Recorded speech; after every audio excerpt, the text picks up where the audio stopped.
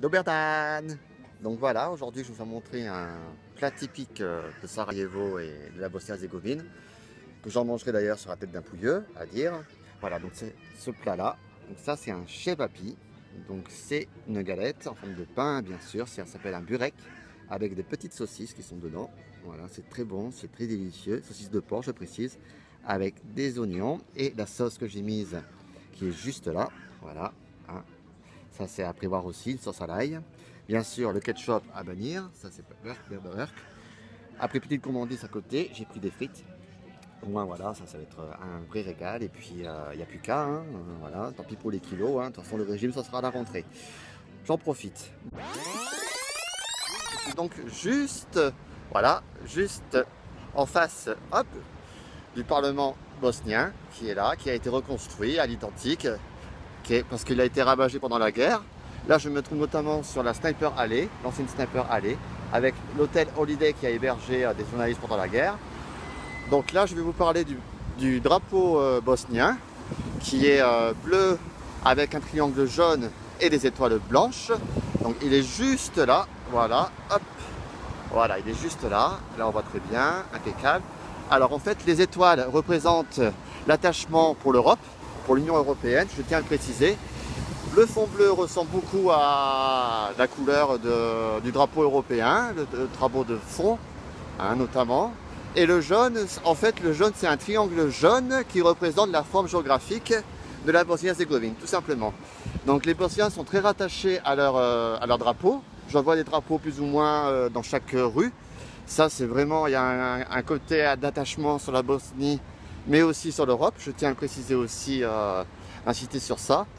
Et donc voilà, donc c'est brièvement, c'était pour présenter ce drapeau mystérieux, on va dire, une drôle de forme et assez original. Donc là, je me trouve actuellement à l'endroit même où l'archiduc François Ferdinand de Habsbourg a été assassiné, juste en face du pont latin que vous voyez juste derrière moi. Voilà, hop, hop, ça sera mieux comme ça. Et le lieu où a été assassiné donc l'archiduc austro-hongrois, c'est juste là, par Gabrielo Princip, le 28 juin 1914. Donc ça fait un peu drôle de se retrouver ici, étant donné que cette année on va fêter le centenaire de l'armistice de 1918. Et c'est vraiment important pour moi de venir ici, pour l'Europe notamment. Et c'est à la fois émouvant et très drôle de se retrouver là, hein, vu que tout ce qui est arrivé depuis 1914 avec la Première Guerre mondiale notamment, qui a démarré ici finalement, c'est assez fort, assez intense. Voilà, donc j'espère que ça vous plaît. Je refais encore, hop, un petit tour, voilà, pour montrer le musée qui est intéressant. Je l'ai visité il y a 4 ans et je pense que je vais le revisiter.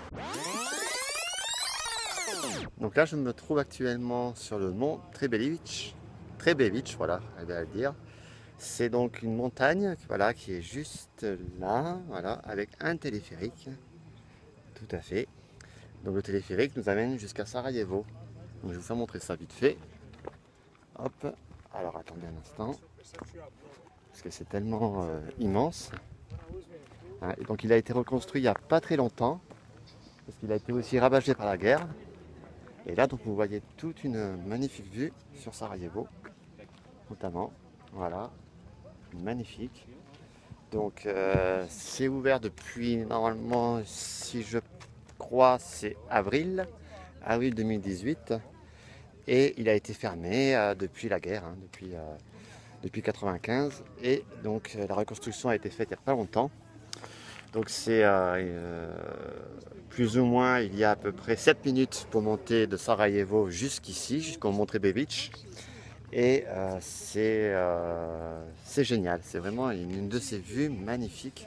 Voilà, je fais le tour plus ou moins, hop, voilà, hein, c'est vraiment, on domine vraiment Sarajevo. Hein, voilà. Après, ce qui est intéressant, c'est qu'on peut faire la randonnée aussi. Donc voilà. Allez, donc je vais vous laisser, puis moi je vais continuer à faire mon parcours sarajevien.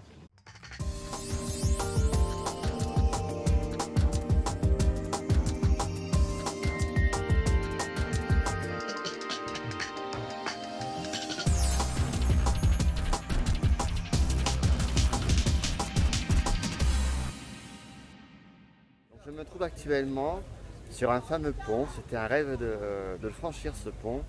Et là en plus ça tombe bien parce qu'il va y avoir des nageurs qui vont sauter du haut du pont. Voilà, donc c'est le pont de Mostar, le Most Mostar, qui a été reconstruit à l'identique car il a été aussi ravagé par la guerre, notamment il a reçu je crois un obus de Croate, de la Croatie pendant la guerre afin de diviser les Bosniaques et les Croates. Bon voilà, donc je suis vraiment très content d'être ici.